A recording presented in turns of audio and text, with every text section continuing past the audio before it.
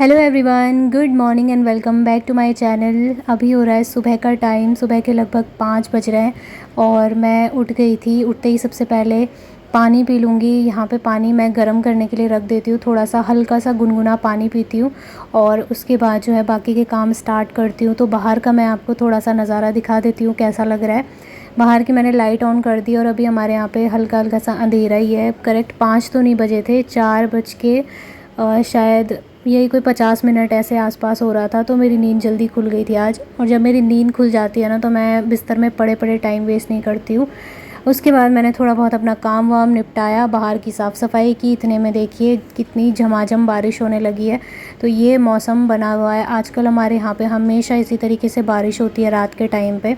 और बाहर जहाँ पे बरामदे में मैंने सफाई कर भी दी थी, लेकिन दोबारा बारिश हो गई तो दोबारा गीला हो गया।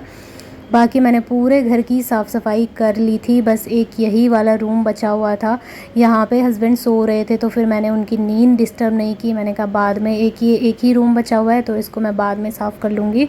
और बस यहाँ पर अभी वो उठ के चले गए हैं अपने डेली के काम करने के लिए, मंदिर चले गए हैं और मैं यहाँ पे अपना काम कर लूँगी।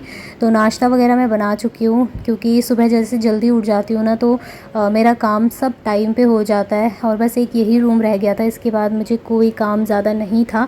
बट ये है कि जो बाकी के मैंने सोचे हुए थे, आज प्लानिंग करके चल रही हूँ कि पूरे घर के खिड़की दरवाजे बहुत ज़्यादा धूल धूल सा जम रहा था उन पर, तो वो सब मैं साफ़ करने वाली हूँ। किचन को थोड़ा अच्छे से क्लीन करने वाली हूँ और सबसे इम्पॉर्टेंट हमारा जो ये रूम है, इसके अंदर वाला बाथरूम, उसको मैं क्लीन करने वाली हूँ। तो फ्रेंड्स, आप लोग जानते हो 2-3 महीनों से मेरी तबीयत ठीक नहीं चल रही थी, ना मेरे व्लॉग कंटिन्यू हो पा रहे थे, ना तो मेरा घर का काम हो पा रहा था।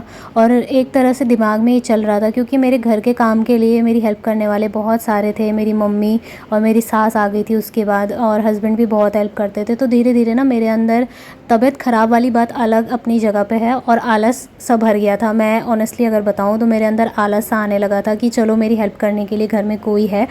लेकिन इस वजह से ना मैं मेंटली बहुत ज़्यादा डिस्टर्ब रहने लगी थी। जो काम मेरे टाइम पे हो जाते थे वो मेरे बहुत लेट से हो रहे थे। जिन वीडियो बनाने का काम था वो भी नहीं हो पा रहा था। तो कहीं ना कहीं मैं मेंटली बहुत ज़्यादा डिस्टर्ब हो गई थी। लेकिन जब मैंने अपने आप को पीछे मुड़ के देखा कि मैं पहले क्या थी और अब मैं क्या हो गई हूँ, तो फिर मैंने अपनी आदत सुधारने की कोशिश की। अब मैं दोबारा अपने रूटीन में वापस आ गई हूँ और मैं ये खुशी खुशी बोल सकती हूँ कि अब मैं डेली पहले की तरह ही काम करने लगी हूँ। 5 बजे उठ जाती हूँ, कभी 4:30 बजे उठ जाती हूँ। इस तरह से उठ के अपने काम जब टाइम पे हो जाते हैं ना, तो आप देखना आपकी बॉडी भी फिट रहती है, आप मेंटली भी फिट रहते हो, हेल्दी रहते हो।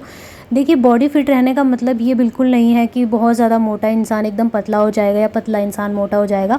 फिट रहने का सबसे सही मतलब होता है कि आप बिल्कुल हेल्दी हो, आपके अंदर आलस नहीं है। और हमारे यहाँ पे तो ना बड़े बुज़ुर्ग हमेशा बोला करते थे, मेरी नानी दादी ये सब बोला करते थे कि जब इंसान के हाथ पैर अच्छे से चल रहे होते हैं ना, तो उससे ज़्यादा लकी इंसान और कोई नहीं है इस दुनिया में। अगर उसके हाथ पैर चल रहे हैं, वो काम कर रहा है, तो ये सबसे बड़ी चीज़ होती है। क्योंकि काम करने से हमारे शरीर में खून चलने लगता है, और जब हमारा खून चलता है तो हमारे शरीर के आधे से ज़्यादा बीमारियां ऐसे ही ख़त्म हो जाती हैं। और मॉर्निंग में उठने के कितने सारे फ़ायदे होते हैं, ये तो खैर मुझे किसी को भी बताने की ज़रूरत नहीं है, सब लोग अच्छे से जानते हैं। पहले के लोग तो 4 बजे उठ जाते थे। मेरी मम्मी को मैंने देखा है, वो 4 बजे उठ के सारा काम कर लेती थी, पूरा काम वाम निपटा के कपड़े धो के एकदम फ्री हो जाती थी। और जब अड़ोस पड़ोस वाले पूछते थे मम्मी से कि तुमने इतनी जल्दी काम निपटा दिया है, तो वो बैठी रहती थी, मतलब उसके बाद तो उनके जो एक्स्ट्रा काम होते थे वो करती थी। तो कहीं ना कहीं ये चीज़ें हमने देखी हैं और सीखी हैं, उसके बाद ही हम लोग जब खुद करते हैं ना, तो तब हमें पता चलता है। तो इसी तरीके से मेरा आजकल का रूटीन रह रहा है, और दोबारा जैसे मतलब अपने रूटीन में वापस आके मुझे तो बहुत अच्छा लग रहा है। और मैं आप सबसे भी यही कहूँगी कि आलस को छोड़ के, अब देखिए एकदम से कोई नहीं छोड़ सकता है। पता सबको होता है कि हमारे अंदर क्या प्रॉब्लम है, हर कोई जानता है कि हमारे अंदर किस चीज़ की प्रॉब्लम है। लेकिन प्रॉब्लम बस यही है, जानते सभी हैं लेकिन उस पर काम कोई नहीं करना चाहता। आलस मुझे भी आता था, मैं भी जानती थी कि मेरे अंदर आलस भर चुका है, क्योंकि मम्मी लोग भी थे काम करने के लिए, सब मेरी हेल्प करने वाले थे, आगे पीछे ही रहते थे सब लोग। तो कहीं ना कहीं मुझे ऐसा लगता था कि छोड़ो, अब मैं ये काम अभी नहीं करूँगी, कल करूँगी। तो कल कल करते करते मैंने कहीं ना कहीं बहुत ज़्यादा लेट कर दिया था। और अब सारा काम वाम तो अपनी जगह है, लेकिन मैंने खुद को कहीं ना कहीं पीछे छोड़ दिया था। सो बस यहाँ पर जो है काम निपटा लिया है मैंने और अब मैं नाश्ता करने लगी हूँ।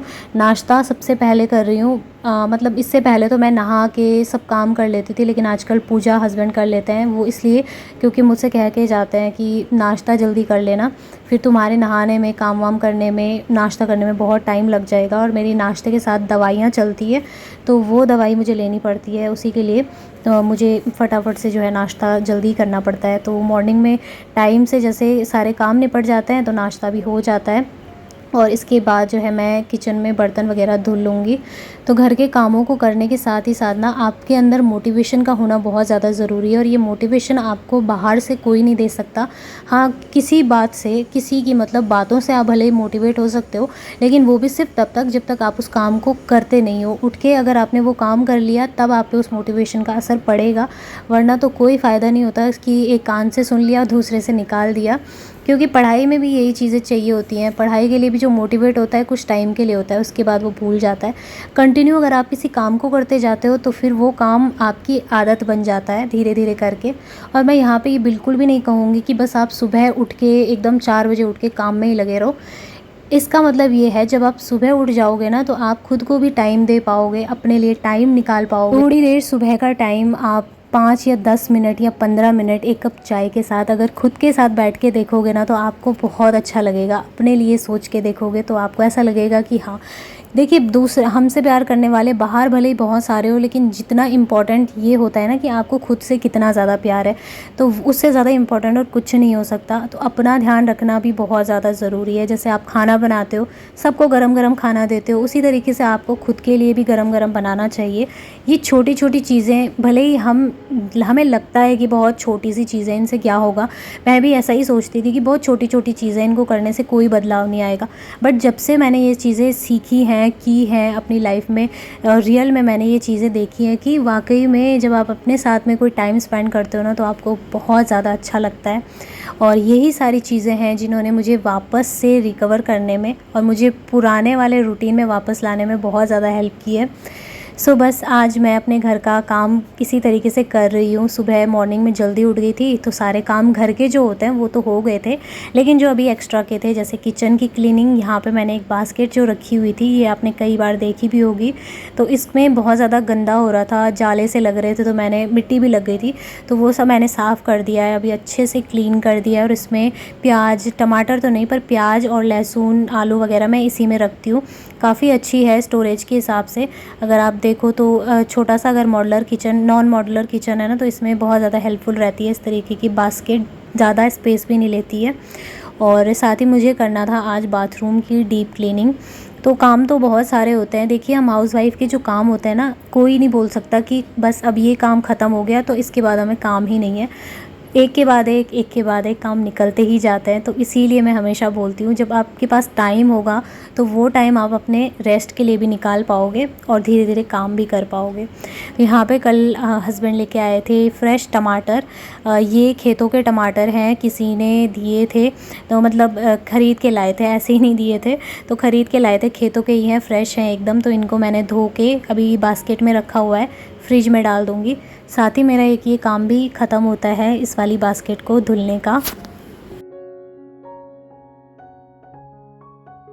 तो अभी मैं अगर आपको टाइम बताऊं, सुबह के लगभग 8 बज रहे थे, 8 बजे का ये टाइम हो रहा था, 8, 10 या 15 इतना ही हो रहा होगा।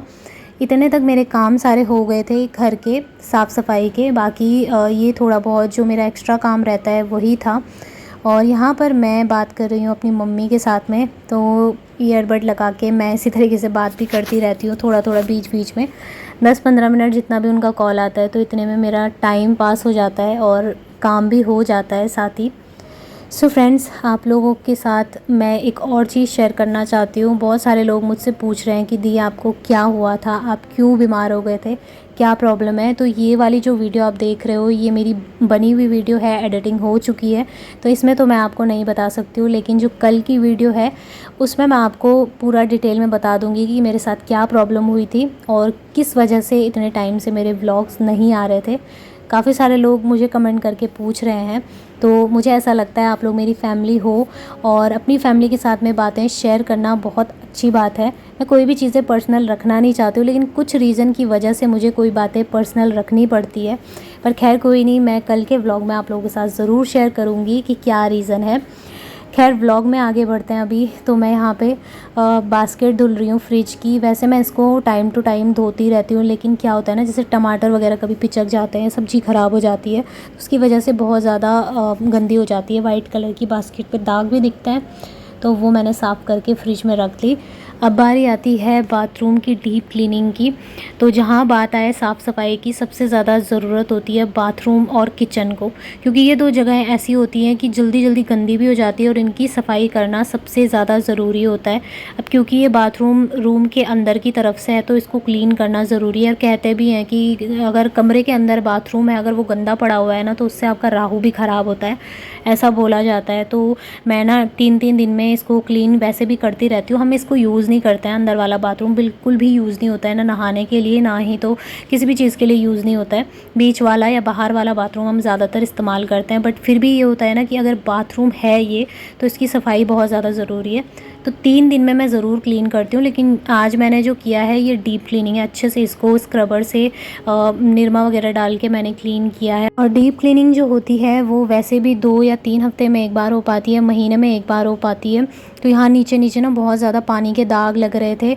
हम यहाँ पर ज़्यादातर इस बाथरूम को तो यूज़ नहीं करते हैं, बट ये है कि यहाँ पे सीलन बहुत ज़्यादा आती है और टाइल्स के बीच से भी सीलन आती है। इसी वजह से हमारे रूम में भी आपने देखा होगा वो पपड़ी सी निकल रही है दीवारों की। तो सीलन की बहुत ज़्यादा दिक्कत है यहाँ पे, उसी वजह से ज़्यादा ये बाथरूम गंदा हो जाता है। तो बस यहाँ पर अभी मैंने अच्छे से इसको क्लीन कर दिया है और काफ़ी अच्छे से चमक भी रहा है। मतलब जब साफ़ सफाई हो जाती है ना, तो एक अलग ही प्रकार की संतुष्टि मिलती है। ऐसा लगता है जैसे वहाँ सर से कितना बड़ा बोझ उतर गया हो। तो आज मेरा ये सबसे बड़ा काम निपट गया है और काम ख़त्म हो गया है मेरा, ये तो मैं नहीं कह सकती, क्योंकि अभी मेरी सुबह की ड्यूटी थोड़ा सा ख़त्म हुई है। इसके बीच में मैं थोड़ा रेस्ट करूँगी, फ्रूट्स वगैरह खा लूँगी और रेस्ट करने के बाद फिर से जो दोपहर की ड्यूटी होती है लंच टाइम की, वो स्टार्ट हो जाएगी। तो फ्रेंड्स फाइनली मेरा काम ख़त्म हो गया है। मैंने आज बाथरूम को अच्छे से क्लीन किया है। मेरे रूम के अंदर का बाथरूम है और यहाँ पर पूरा अच्छे से मैंने ना रगड़ रगड़ के टाइल्स को भी अच्छे से क्लीन किया है और पूरा मार्बल आप लोग देख ही सकते हो। तो ये आज का मेरा काम हो गया था।